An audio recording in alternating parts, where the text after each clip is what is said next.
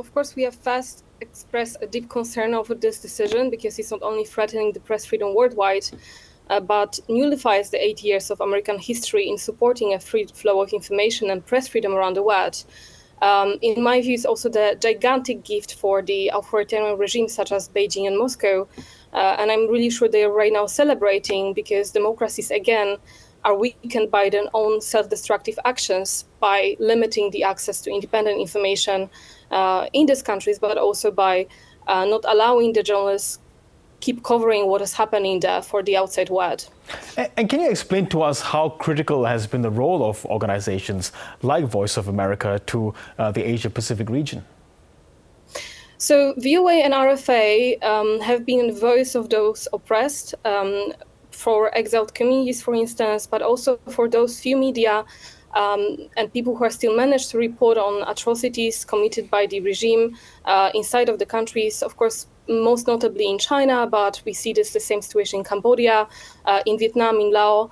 And millions of people daily were accessing the uncensored information and news in languages such as Chinese, Cantonese, or even Uyghur and Tibetan through these media outlets.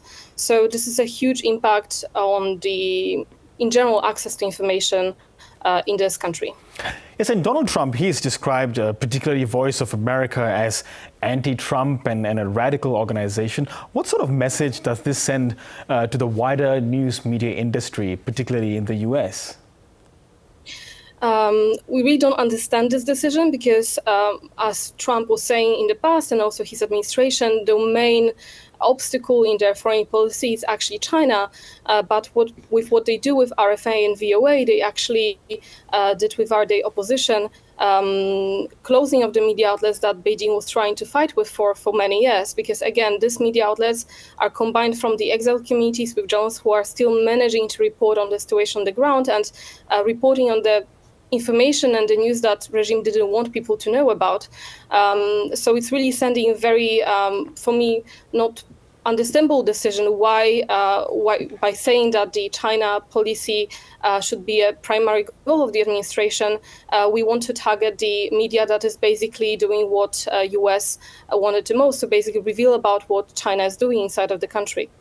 And within the US, I mean, Donald Trump, he's, even in his first term, attacked media that are often critical of him and his presidency. How damaging is what he's doing to the very notion of free speech in America? Has he fundamentally changed political reporting in the US?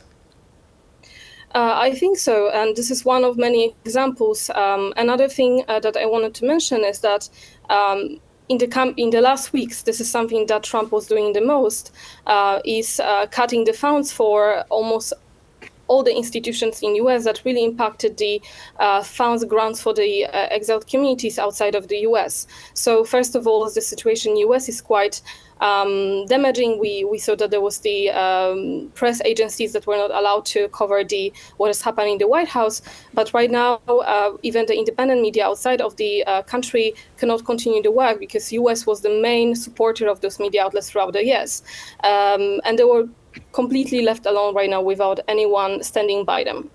Yes, and is it the case, can organizations such as the one that you work for and others in Europe perhaps in a way kind of fill the gap that has been left behind by the absence of organizations like Voice of America?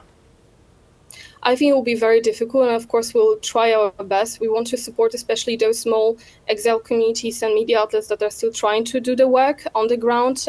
There's many of them starting from the Uyghur communities to Tibetan ones, but also in the countries such as Cambodia, Laos, that are still trying to continue working and reporting on independent information. But without the funding, without the support of the major democracies around the world, and I mean here by the EU, Australia even, or even democracies in Asia-Pacific regions such as South Korea and Japan, without the support in visa schemes funding, it will be very difficult for them to continue this work because, again, US was one of the main funders, main supporters of these media outlets in the past. Okay, Alexandra Bielakowska, thank you so much for your time and to speak to us today. Thank you.